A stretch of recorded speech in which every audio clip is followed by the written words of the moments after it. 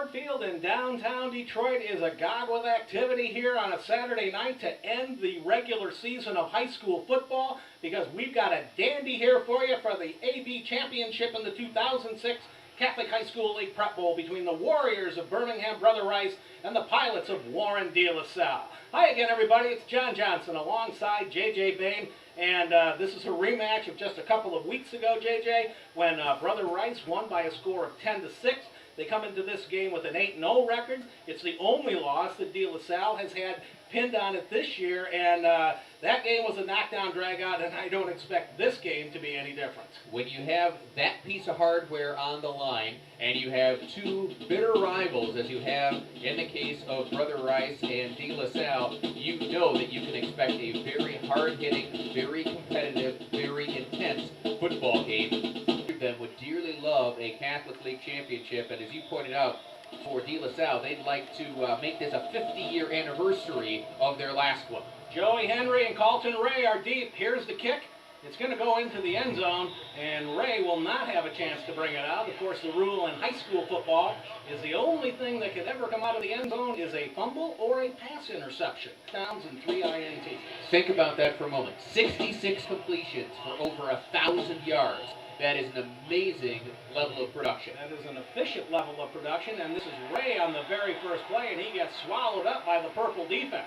And one of the players who will be leading the way for these purple Pilots will be Kyle Torsey, 6'1", 200-pound junior linebacker, wears number 49. He is one of the leading tacklers for this Pilot club. Now at the DeLaSalle offense, San Lentini is a defensive tackle. Dania Karam is at the nose guard. Timothy Hayes at the other tackle.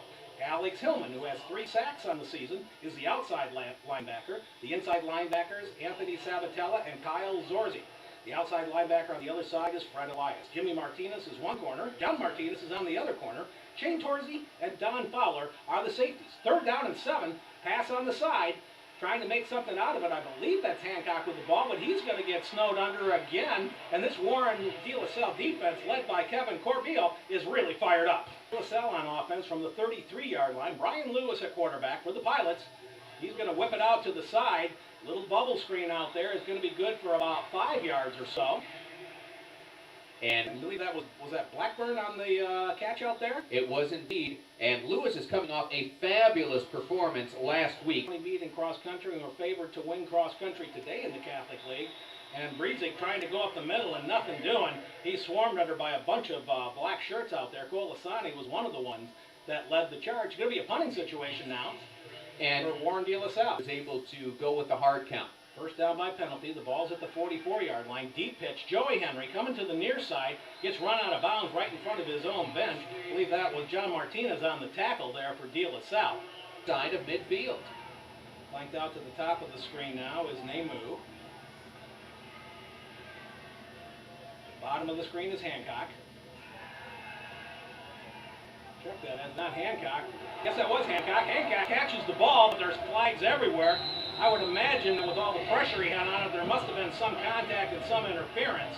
And that's not going to negate, I don't think, which was a fine pass and catch this time to Conda Hancock. But Hancock is going to be bumped before the ball arrives. Capetto, good play action fake, rolling out to his right, or excuse me, to his left, and now he's going to throw back across his body. And Hancock was coming from the left side of the field, and there was plenty of traffic in there that Hancock had to get through and to get around even after he caught the ball. Regardless, it's a pickup with a 2-for-3 play. About 25 yards, and they tried to run the fake on the pass, and I believe that's Henry who's getting stacked up out there after a gain of about 3 yards. Kyle Torsey, the lead tackler on the play for DeLaSalle, and even when again here. Lens to the top of your screen. They move to the bottom. Twin setbacks. Here comes the blitz. The handoff to Henry. Henry's running right into the belly of, I can't pick that who's at the first time, but the ball comes loose after he forces his way over the 15. The ball's going to go over the DeLaSalle.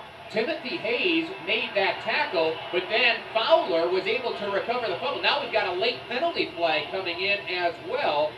So I don't think it's going to change the possession, but Henry, you can't fault him for fighting for extra yards. Oh, no. But DeLaSalle didn't give up on the play either. They kept stripping at the football, forced it loose, And so Fowler, Johnny on the spot, able to recover it, and then it was unsportsmanlike conduct now, so add 15 for Joey Henry. He's going right into the midst of Timothy Hayes, but they just keep working him, and Martinez it was who pulled it out, and then falling on top of it was Don Fowler.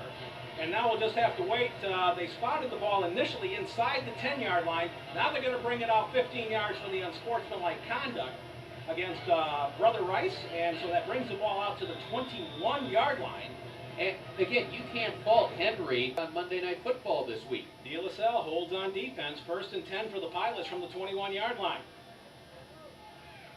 Going to hand it off to the lone back coming through and running with a little bit of authority out there is Breezer. And that is the best run today for Jimmy Brezick, the 5'10", 195-pound senior. 1,000 yards on the year, and this time he gets a nice hole on the right side. I mean, and then once so many ways to hurt. Now watch him hurt you right there. He's going after Hancock, and he's giving no quarter. If I can't run past you, I'm going to try and run over you. 1st and 10 out to the 34-yard line. And they'll give it to him again. They'll give it to him again, and he finds an opening again, and now he's off to the races, and he's got one man to beat. Can he beat him? He can't beat him to the sideline, running him out of bounds. Saving the touchdown was Will Danko, but Jimmy Brezick just rips off about another 40 yards for DeLaSalle. Yards on the play. A very happy shot of the student section you saw. Now we'll take another look at Brezick. Jimmy Brezick off to the races. Look at him accelerate when he hits the hole. And then there's only one man, and it's Will Danko between him and the sidelines, and Danko, offensive lineman. 2nd down, 10 yards to go. No gain on the play.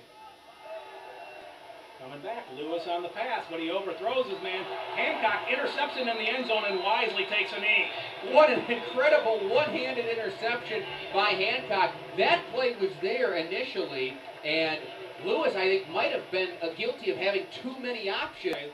There's Lewis on the pass. Still have not picked up the signal yet, but watch this one-hander. How many one-handers can Conda Hancock make? He is a fabulous player. And this is going to go against Brother Rice, and so this is 2 big plays for the Warriors that have been wiped out due to penalty. And 30 yards marched off down the field, this time for roughing the passer. Going to run a little option. Brezick is going to take the pitch, and he is going to be taken down. That was Shamari Benton. Came up from his cornerback position. 14. Line to make is a 3. Lewis wants to pass again. He's going to try and go out and into the corner, and this time he's intercepted. And no flags. And no flags in the end zone. And coming up with it, was that Joey Henry? No, that was Nick Thomas. Nick Thomas with the INT of Brian Lewis. And so Brian Lewis, who we talked about, was nearly flawless a week ago in their win over St. Mary's, victimized by the interception there. And that really hurts DeLaSalle because at their disposal. Gain of 2 on the play. Capetto rolling, he's going to hold on to it. He takes a big hit. He's going to be stopped short of the 1st down. Fred Elias was out there on the play. He gets out to the 29-yard line. Anthony Sabatella was out there as well. It was Sabatella that delivered that first hit, and Elias just sat there and admired it. He had a lane, but here's going to come number 7, really putting the lick in there. Number 7 put in the lick, and Fred And get the playoff before the quarter expires. inside of 5 seconds, and they do. Capetto, he wants to go down the far sideline for Hancock. Was that intercepted? Is it simultaneous possession? What is it? We'll wait for the signal. And the ball belongs to DeLaSalle. Great interception by Jimmy Martinez. He lost the jump ball on the play that was called back because of penalty. This time he wins the battle and makes the pick to conclude the quarter. And Hancock was fighting like crazy to try to get the ball. We'll get a good look at it. Capetto was putting it out there for everything he's worth to Hancock. But going up and look at the scramble for the ball. Hancock lost the handle on it, and coming up with the interception for DeLaSalle to end the quarter is Jimmy Martinez, the cornerback. And you saw him, he had that football around his head. That looked like a circus act, but somehow he came up with the interception. It looked like something out of Twister. We've played 12 minutes here at Ford Field, and this is our championship game in the 2006